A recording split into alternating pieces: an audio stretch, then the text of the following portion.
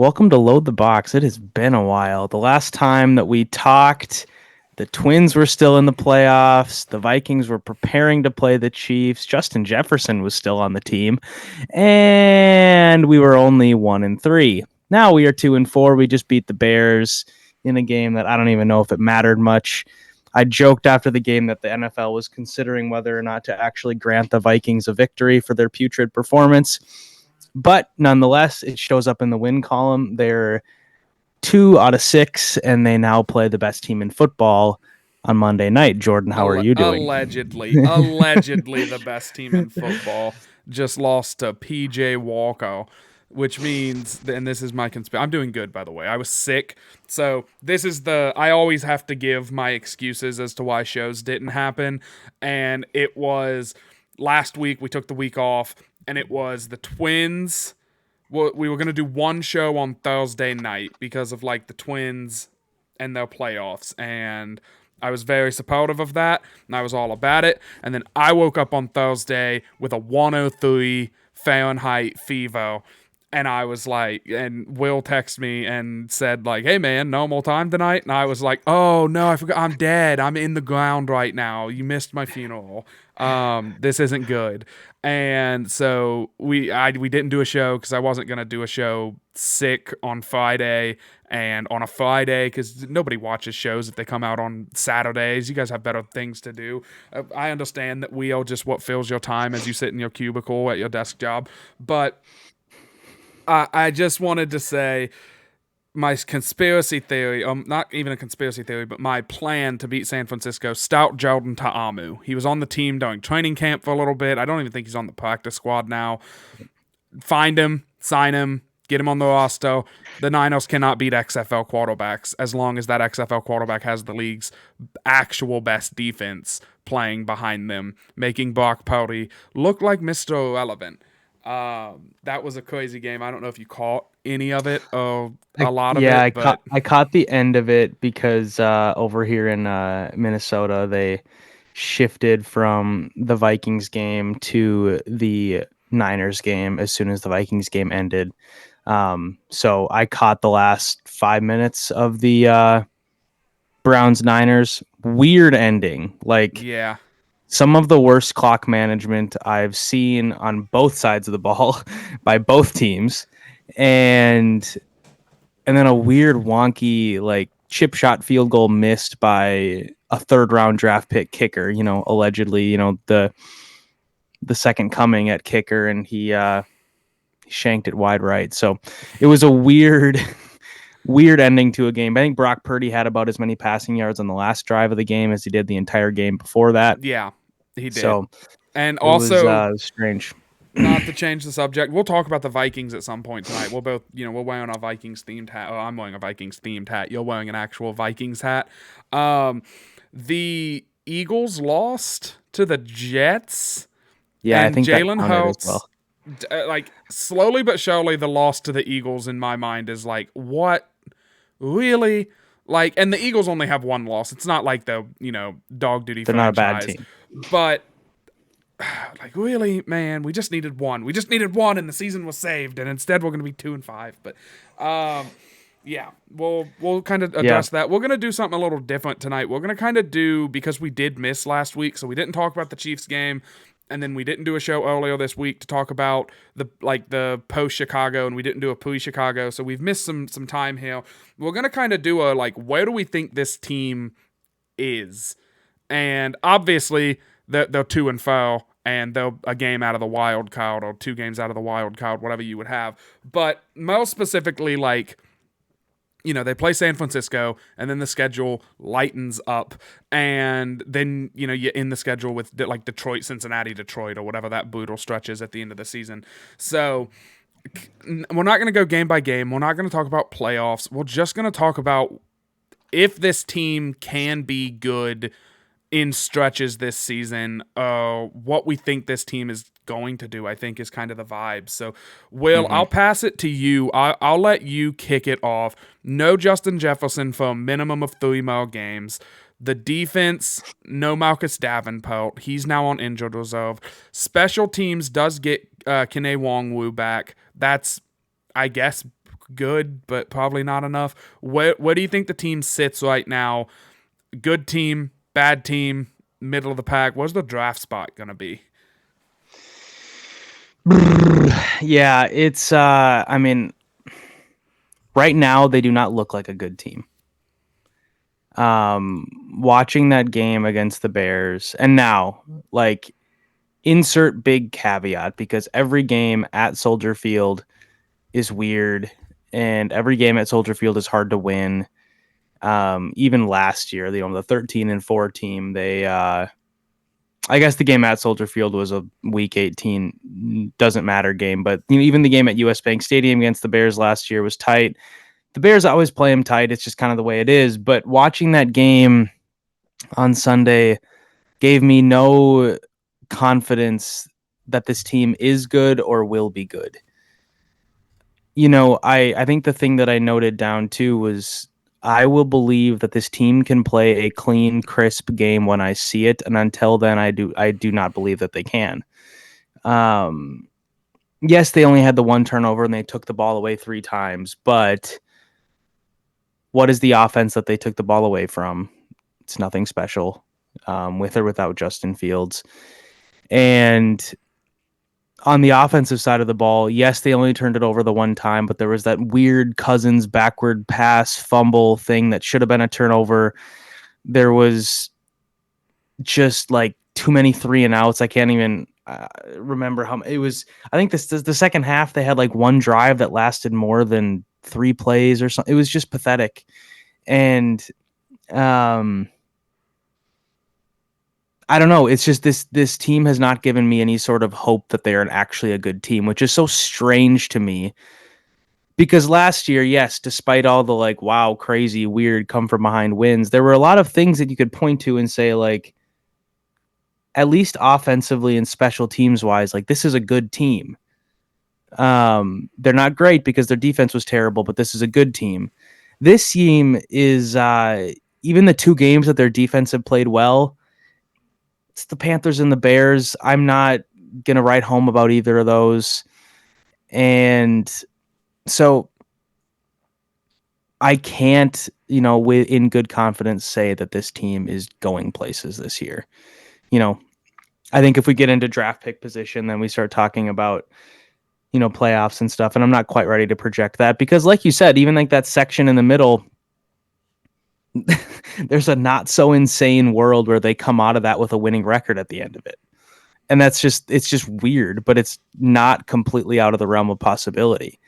Starting with the game against the Bears, they had about 8 games where it's like an 8-game stretch where winning 6 is not crazy at all.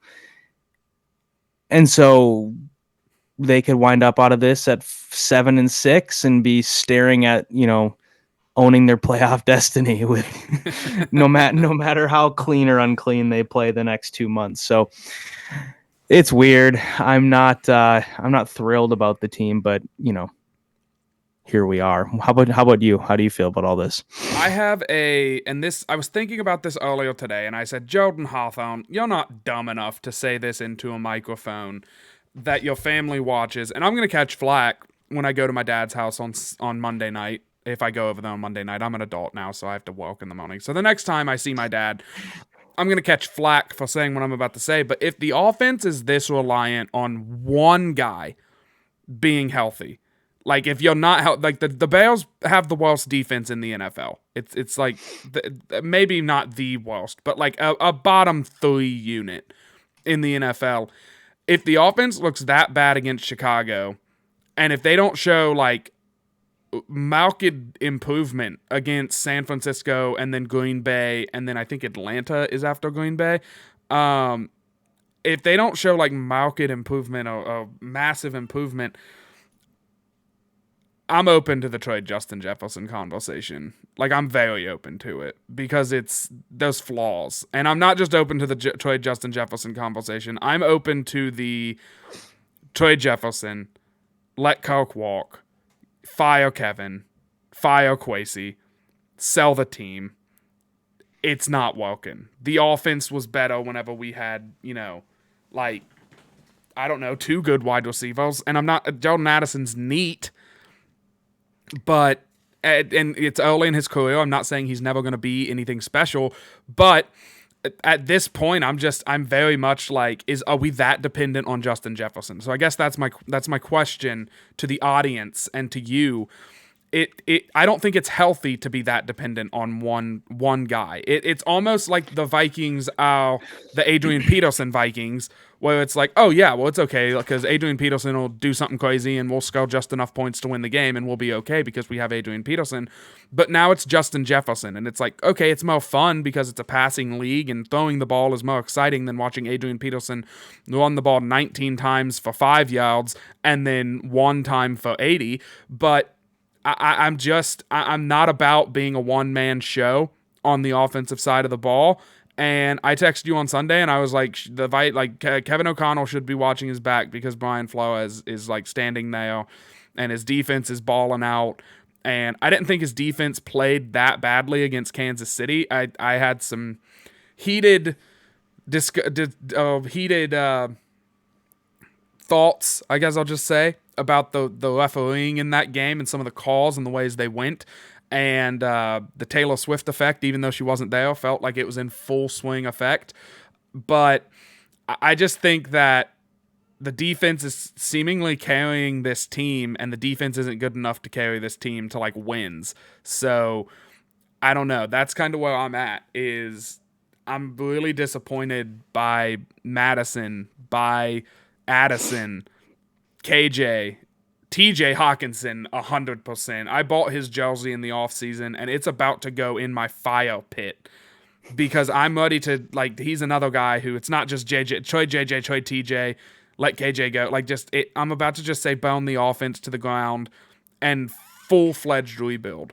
And I know the Wolves won't do it, and I know that's very dramatic for a team that has lost, 4 games, and all of them they've lost by, like, probably a combined less than 20 points.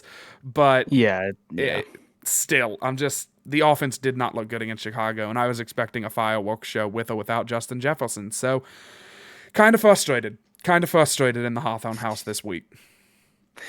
Yeah. So I want to ask you something. So you made a comment, about how Justin Jefferson is the offense, basically, in so many words.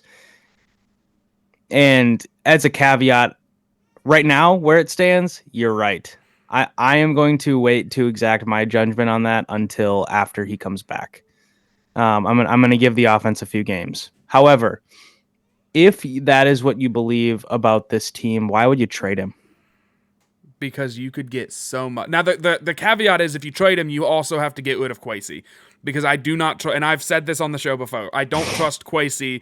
If you give him 17 draft picks, I don't trust Kwesi to hit on more than one of them. So, like, you have to get a GM in that can hit on draft picks, which is kind of the name of the whole game, is you have to be able to hit on draft picks. Whether you're picking 1 or 32, you have to be able to find the guys. But if a competent GM got the haul that you would get for Justin Jefferson, you're talking about potential franchise quarterback, a potential franchise wide receiver, a potential you don't really have franchise guards, but a stouting caliber guard.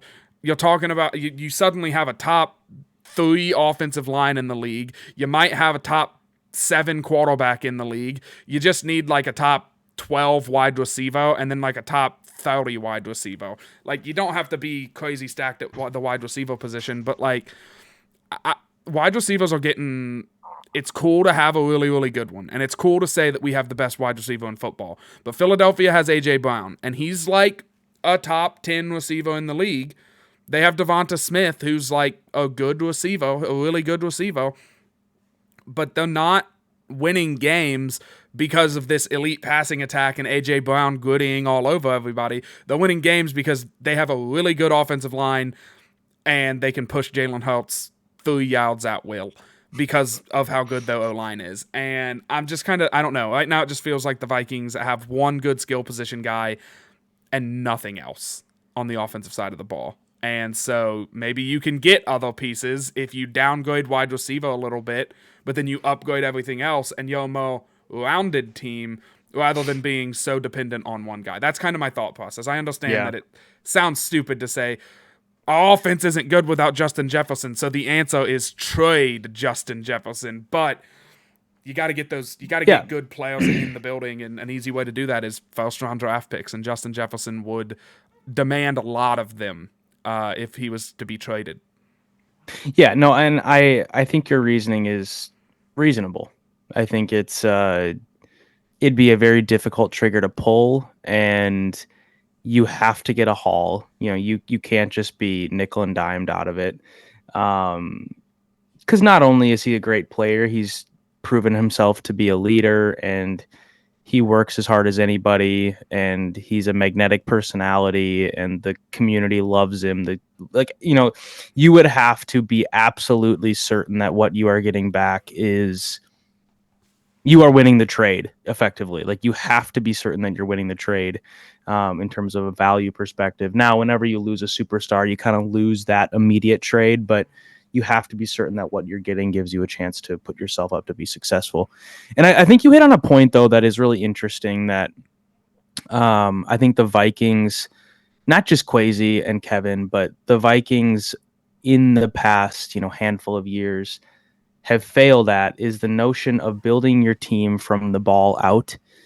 Um, the Vikings like to build their team from the sexy positions in, and I would say probably both on offense and defense. They get the wide receivers. They always get the wide receiver right. I mean, I don't like the last time they got the wide receiver wrong was basically like Troy Williamson and then Laquan Treadwell, but everybody before and after and in between has been a home run, frankly.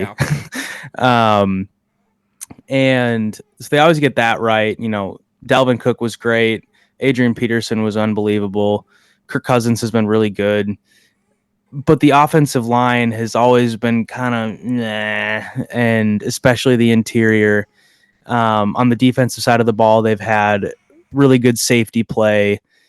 They've had some good edge rushing, but prior to or after Kevin Williams and Pat Williams, what have we seen from the interior of the defensive line? And Linval Linval Joseph for a Joseph. year or That's two. it. Yeah. And he didn't last terribly long in purple. And so you're looking at kind of this philosophical failure almost, and or just a failure to grab the players that actually are successful to build the team that way. And it's because football, like, it's this old idiom, like the games are won in the trenches, and it's totally true. Teams like the 49ers and the Eagles have unbelievable offensive and defensive lines, and that allows them to do everything else that they want to do. I just looked this up. The Niners, like, they only have allowed 11 sacks all season, and Brock Purdy, he gets the ball out quick. He doesn't get hit. It's just this recipe for like quick, efficient, and then when you have a couple good playmakers, high flying offense. Like, yes, the Yeah. 49ers have Christian McCaffrey and Deebo Samuel and George Kittle, but if they don't have the interior of that offensive line like they do, those guys are diminished in value, and Brock Purdy doesn't look like Brock Purdy looks. So Yep. it's kind of this idea that I think the Vikings need to latch onto sooner than later, if they're actually going to make a push to be a like real contender. And I think it's really easy to flip it to the other side of the ball. It's really easy to play like really good defense if you can drop 7 every play, and they're not running the ball, and they only have a limited amount of time to throw because Everson Griffin and Daniil Hunter are charging into the backfield, and Linval Joseph and, I don't know, pick one of his running mates that he had in his like 2 or 3 year span where he was really good. Let's go with Tom Johnson, because I think Tom Johnson was like insanely good for the Vikings. And it was odd, but Tom Johnson was a good Viking. And so, like, you have Tom Johnson in there, and his job is just to be a pass rusher. Linval's going to eat 3 men on the football field. And it's just, I don't know. I agree with what you're saying. The Vikings, and Kwesi has done it as well with the drafting of Jordan Addison when Ed Ingram was terrible last year, and your defense was one of the worst defenses in the league. and you go out with your first round draft pick and you don't trade down to get more picks, which I'm not saying that I disagree with the Addison pick. I loved the Addison pick and I still like the Addison pick, but you don't address the offensive line in any major way. Like in any way, actually, I think at all, except for signing Josh Oliver, which isn't really an offensive lineman. He's a tight end who is somehow playing He's better been than the highest awesome, paid. by the way. Yeah, and he's playing better than the highest paid tight end in NFL history. And you extend this tight end and you have Jefferson, but you don't get a deal done with him. It's just confusing, man. There's no direction to it, you know? Like it just feels like they're just doing whatever they want for no reason. And there's no, like, when the Niners sign somebody, you can see pretty clearly why they signed it. Why'd they go get Christian McCaffrey? They were tired of, Jeff Wilson and like Miles Gaskin. He was a Dolphin, but like random guy number 7 from a D2 college being their starting running back. And they said, we're going to go get Christian McCaffrey because he can do everything and he might be the best running back in the NFL. Done deal. Bam. Trade for him. We have the money to pay him. We have the draft picks to just send to him. We'll figure everything else out later. And they're so good at drafting, and they're such a sound team already that they can afford to just give up those draft picks because they're pushing it in for the Super Bowl. And like, it's because, like you said, they get Trent Williams. Their offensive line is just stud after stud. And I think you saw against Cleveland the unraveling of San Francisco, not permanently, because all three of like Debo, McCaffrey, and Trent Williams, they all got hurt. They're all probably playing on Sunday against the Vikings. But you saw the unraveling where it was like, oh, they have a weak link in their offensive line. And now Brock Purdy's under pressure constantly. And the conditions aren't perfect, so it's kind of not ideal for him to be throwing the ball anyway. And McCaffrey's out, so you're, running whoever at running back. And you saw them kind of wither away to this, like, basically what the Vikings are, which is a team that it feels like your quarterback just doesn't have enough time to do anything, and your running game can't get going. And the defense had to try and hold them in that game, and PJ Walker, I guess, made a play, and, whatever happened, and the Browns won. Like, I cannot explain how the Browns won that game, but dang it, they won that game. Congratulations to you.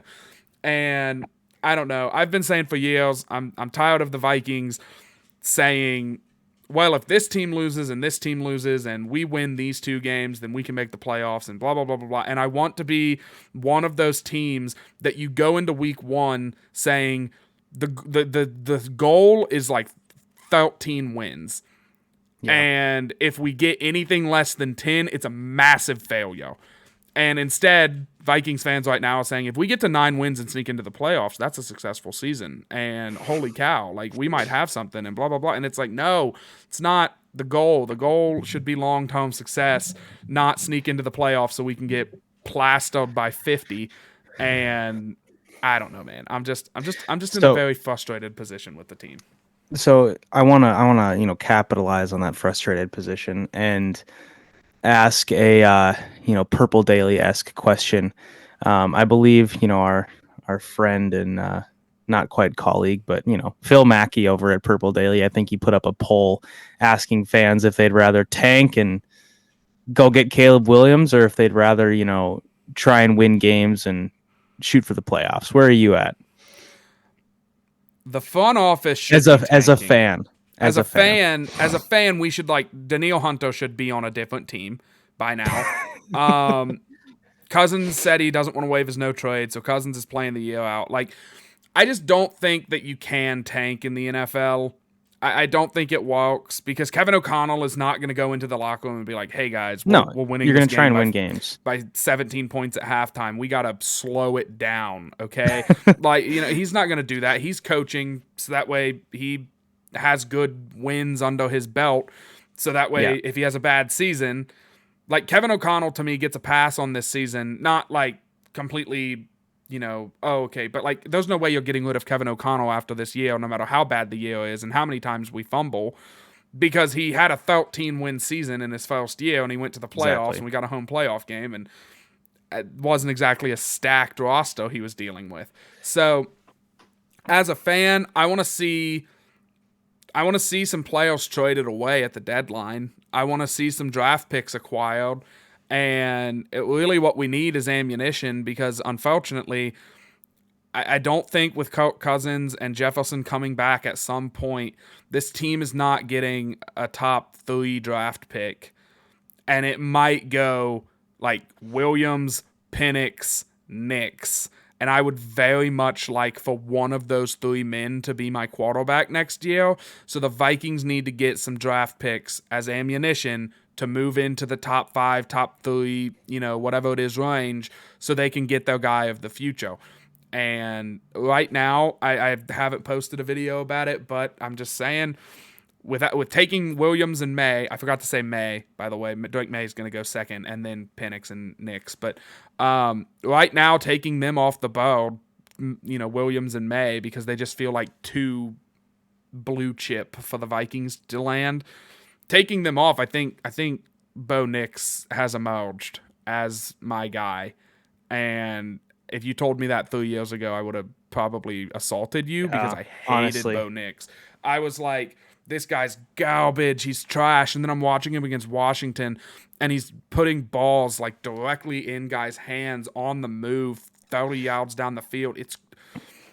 There's something there, man. Like it's kind of sad that he didn't get the win against Washington because I think that he would be having this like Joe Burrow-esque season of like, oh crap, here he comes. Who's this guy? Like a freight train running down the tracks, unstoppable. And that's not to take anything away from Michael Penix. He's also really good, and if the Vikings got him, cool. But Yeah. I don't know. You just gotta. I think the Vikings draft position, if I had to guess right now, is going to be like 15, and the Vikings need to move up to like 5 or 6. So that way they can definitely get one of those, premier guys. Because I don't want to leave this draft with Sam Houtman and a safety that will never see the field and, be really upset by it. Yeah, and that game with Washington and Oregon, like, yes, the Ducks lost the game and sort of gave it away in some ways. Like it was their game to win. They had the lead. They went for it on a weird 4th down, didn't get it. Gave up the touchdown. Nick still drove him down to kick the game-tying field goal, and the guy missed it. Like, it's I put that loss more on the coach than I do on the quarterback. Oh, so, absolutely. I thought you don't really, perfect. like if Nick's could have made one throw on 4th and 3, that game's over. But it's not. You're kind of putting your quarterback in a bad position at that point. Anyways, this is not a college football show. What do you think about the 49ers coming to town? Is this a game that, you see as competitive? Do you see the Vikings even having a chance to win? Like you said, the 3 big guys, McCaffrey, Deebo Samuel, Trent Williams, they'll probably all play. They all got banged up against Cleveland. Samuel and McCaffrey did not return, but none of them look terribly, long-term injury-like. So they'll probably play. Got an extra day to rest with it being Monday night. But I don't know. How do you see this game playing out? I see it playing out closer to the Philly game than the Kansas City game, in that the final score might look closer than we expect it to, but it almost feels like you could say never in doubt if you were like a San Francisco fan. I'm saying this because my gut feeling is blowout, but my gut feeling against like Philly and Kansas City was blowout, and those games were not blowouts, but they were very different games where, the Vikings were like beating the Chiefs at points and it was like competitive, but against Philly it was like, oh, we're down 27 points or 17 points or whatever it was, this game's over, and then the Vikings just tried to scratch and claw their way back into it. And so I think San Francisco is gonna run the ball regardless of if McCaffrey plays. If he's on a snap count, they're gonna run the ball. I think they're gonna run the ball effectively, and I think they're gonna chew the clock. And so I think you're gonna see this situation where the Vikings need a stop. It's a 7-point game. We just need to stop with 8 minutes to go. And the Niners go on like a 5.5-minute field goal drive. And it's like, oh, shoot, now it's a 10-point game and there's 3 minutes to go. And this sucks. and then Cousins will make something magic happen, and we'll miss an onside kick, and that'll be the game. So, like, I don't think it's going to be super duper close. I feel like the 49ers are going to, like, take the lead, never give it back, never look back. But I don't think the Vikings are just going to roll over and die, because I don't think that this team will roll over and die. No matter how many times we get shot through the chest and our hearts break in two, they just keep coming back, and they just keep Yeah. trying and fighting and doing whatever they need to do. The problem that I have Yep. is San Francisco's defense is not Chicago's defense. So let's hope on a wing and a prayer that the offense looked so bad because Chicago's defense came to play for a division game at home, not the Vikings offense is putrid without Justin Jefferson. And we actually see like KJ, TJ, and JA go off and have like productive days against San Francisco. But that's a big ask of three guys that aren't traditionally ones. It's tough. I mean, as I'm just like quick, going through kind of where San Francisco ranks on all the different metrics, whether it's just simple metrics like yards per play or, expected points allowed or whatever, and then getting into more nitty gritty things like intended air yards and all these things. The Niners are basically the second best team on everything on the offensive side of the ball. Like, it's just, you can try and parse it this way, that way, or the other way, but they're basically behind the Dolphins only in almost everything. And the Dolphins scored 71 game. So just to paint a picture, and the results at this point in the season are skewed a little bit towards Miami because they scored 70 in 1 out of their 6 games. So the Niners are really good offensively. They're really efficient. They have they're third in yards per play. Brock Purdy doesn't get touched. I think the one thing that's a little bit strange about them is their running offense isn't as like, oh my gosh, we just push people over and bludgeon people to death all day. They're actually more like led, if you will, by their passing attack. But the other piece of that is, their passing attack is one of like intermediate to short throws. They're quick. They're getting them to their playmakers, and they're letting guys just make a play. Screens to Christian McCaffrey, bubble screens to Deebo Samuel, end arounds to Deebo Samuel. They're doing things that are cute and creative, basically just different ways to get their best 4 guys the ball. So it's a very difficult offense to stop. I mean, Brian Flores was talking about that today, just like the amount of, as he called it, window dressing that Kyle Shanahan will put on everything, and he'll dress up a play, and then basically all it is just a slant. Right. But Right. putting up like all these different options around it, and then it ends up being a very simple play, but you're confusing the defense by all the motions and all the RPO actions and everything. So it's a very difficult offense to stop. And then on the flip side, their defense is just as good. Their passing defense is arguably the best in the league. They are the best scoring defense in the league. They've only allowed 14.5 points per game. Now, I will say the Chiefs were the second scoring defense, 14.7. But again, we had Justin Jefferson in that game. So it's a tall task. I mean, there's really not you can't look at this in like a data driven way unless you get like, you try and really like dig into things and go between the lines. You can't really dig into this that way and find a way in which the Vikings are better analytically and that they're going to, beat them at this specific thing if they hammer on the run or whatever. They're going to have to play their best game of the season, probably their best game of Kevin O'Connell's tenure. They're going to have to make some really big, weird, crazy plays. Like, I'll just say it now, Kane Wongwu would get my gang ball. He's going to have to take one to the house. Like, there's going to be weird things like that they're going to have to do if they're going to win this game. It's just, that might be like sounding like I'm overselling it a little bit, but the 49ers are really freaking good. And yes, they lost to Cleveland, but no one's going to go 17-0. No one's, I think there was some, tweet that NFL put out or something of like 49ers are 5-0. How many games are they going to win? And they showed their schedule, and all these people were like, oh, easy 16 or 17 wins. And I was like, even the best teams lose random games Right. because they're, it's the NFL. So I would have a hard time seeing the Niners losing again after a kind of crappy performance last week. So, by the way, they had over 100 penalty yards last week. And the Niners, kind of the one chink in their armor, frankly, is they are the third most penalized team by yards in the league. They have committed the second most penalties in the league, only behind the Denver Donkeys. So it's strangely not buttoned up team. So I don't really know what to make of that. But other than that, they're basically really good.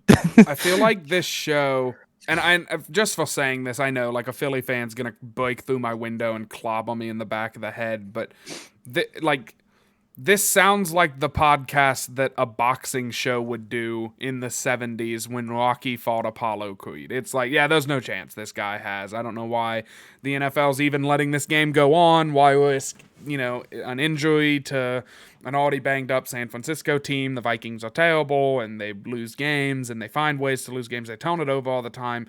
Come on, Joey Bosa's going to eat. Oh, Nick Bosa is going to eat.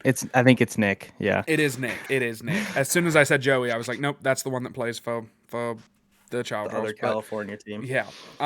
San Diego, as you would say. But I just think that give me one. I think that the Vikings, they need like the kids got heart speech, like from the old boxing coach before the game, because it really feels like like you said, there's just no holes that you can poke in this San Francisco team aside from like they get penalized.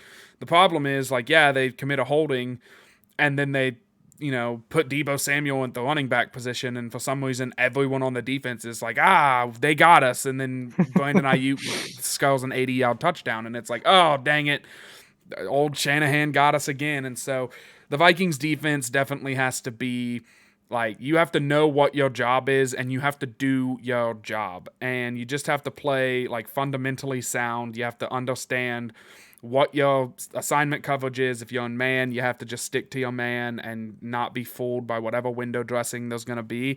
And I'm sure that's what Brian Flores is saying. Unfortunately, whenever I always say bullets are flying and you're on the football field and Kyle Shanahan throws out all these tricks and gizmos and gadgets, it's easy to get confused, and it's easy to say, I know where this play is going and we need a pick. I'm going to jump out, and then you abandon your coverage, and bad things happen. So defensively, again, the game ball segment is, as we said on the Chiefs pregame, it is if the Vikings win, why did they win? And we alternate the sides. And so, you said Kene Nwangwu is going to be your offensive game ball.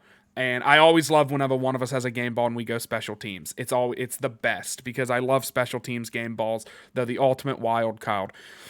I don't think I've picked Ivan Pace Jr. this season to receive a game ball. And I'm going to say that the Vikings, to win this game, are going to have to blitz a lot because it seems like that's the way that their defense plays. And I'm going to say that Ivan Pace is going to have to get in the backfield. He's going to have to make Brock Purdy's life a nightmare for a couple of hours on Sunday. And I need me some Ivan Pace in my life. I need him to have like a 2.5 sack game, him and Daniil meeting at the quarterback on one of them. And also making a couple plays in the run game, keeping McCaffrey contained a little bit. Maybe you blow up a screen on a third down and it's like, okay, that's a play that could have easily gotten out of hand, but Ivan Pace stopped it. And so I'm going with Ivan Pace for my game ball because I don't know who else is going to do it, and he just seems like a guy who could put some numbers in the stat categories that is also kind of a wild card in this instance. Score prediction, just very quickly, I'm going to go with the Niners. And I'm going to say it's actually kind of low scoring. I'm going to go the Niners 20-10 is the final. I think that this is a very chew clock, let's just get out of it healthy game for San Francisco, and not this. I think there's this narrative going on, at least amongst like my fun group and my family, where it's like, oh, San Francisco is going to be so pissed. They're going to come out and they're going to empty the arsenal on the Vikings because they just want to get a win and they just want to prove to everyone they don't care what people are saying about them. San Francisco, they've looked good. They were 5-0. They lost a game. They're going to come into Minnesota. It's another day at the office. Hopefully, for the Vikings' sake, there's that old stat. It's not old. It's a new stat. But there's that stat last year about how like teams that play San Francisco were like 0-15 or something, or like 2-15 the following week after playing them. Maybe San Francisco gets San Francisco'd by Cleveland, where it's like they played a really physical team, so now they're gonna lose afterwards. That's kind of maybe some luck that we could look out for.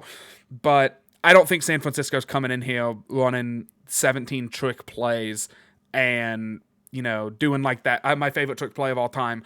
You have somebody pretend to catch the punt on the left side of the field, but the punt actually is on the right side of the field, and someone catches it and just runs up. Like, you're not going to see this kind of stuff. It's just going to be efficient, robotic greatness, because that's what San Francisco is. And so I think 20-10 is reasonable, and that's what I'm going to go with. Sweet. Like I said, Kene Nwangwu is going to get the game ball. He's going to have to either take one back to the house or impact the game greatly with a couple really good returns to get the Vikings some short fields. I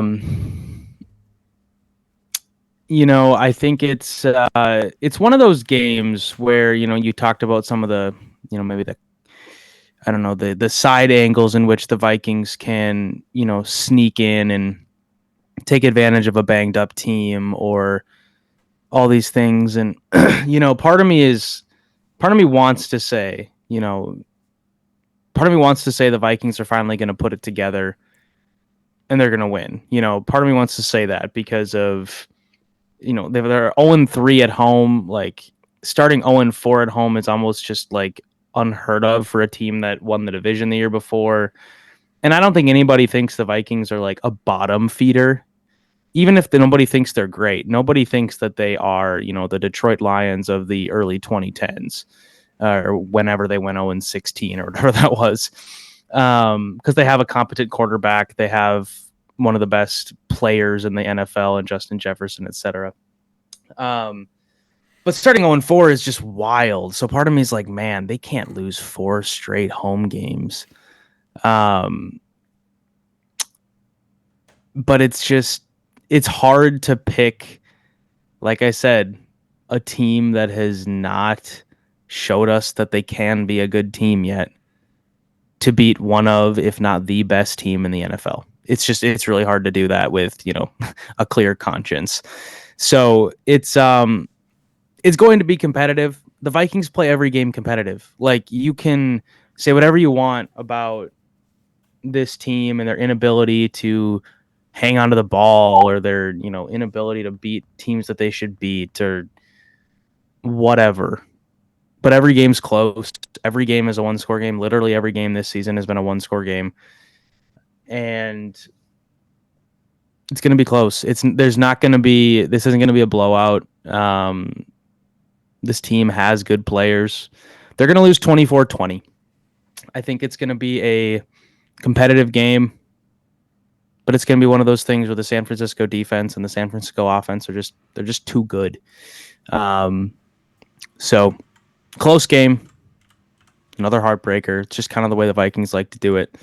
And frankly, if that's what happens, I don't think we're going to know much more about this team come Tuesday, because this is just kind of who they are. I'll just go final thoughts as you're taking some notes here, and then I'll let you take us out.